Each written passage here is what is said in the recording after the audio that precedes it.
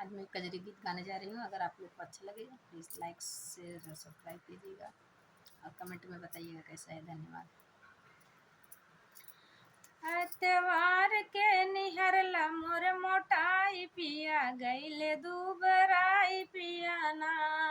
त्योहार के निहरला मोर मोटाई पिया गईले दुबराई पिया ना। हमरे पापा के बोला द हमें नैहर पहुँचा द। हमरे पापा के बोला द हमें नैहर पहुँचा द। हमरे नैहर में होला हो जाई पिया जाई फिर मोटाई पिया ना। हमरे नैहर में होला हो जाई पिया जाई फिर मोटाई पिया ना। त्योहार के निहरला मोर मोटाई पिया गईले दुबराई पिया ना। के निहरला मोर मोटाई पिया गईले दुबराई पिया ना।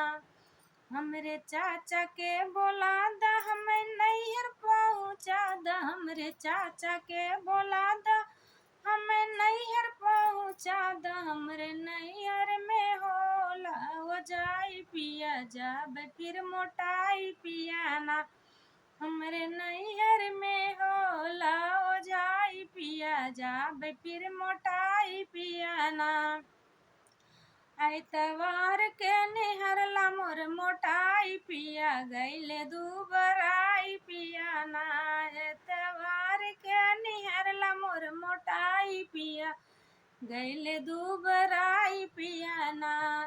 हमरे भैया के बोला द हमें नैहर पहुँचा द। हमरे भैया के बोला द हमें नैहर पहुँचा द। हमरे नैहर में हो खेला हो जाई पिया जाब फिर मोटाई पिया ना। हमरे नैहर में हो खेला हो जाई पिया जाब फिर मोटाई पिया ना।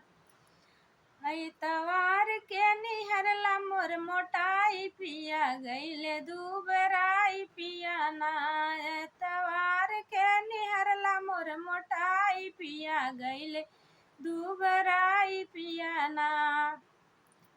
कमेंट करके बताइएगा कजरी गीत कैसा लगा। तब तक के लिए बाय बाय।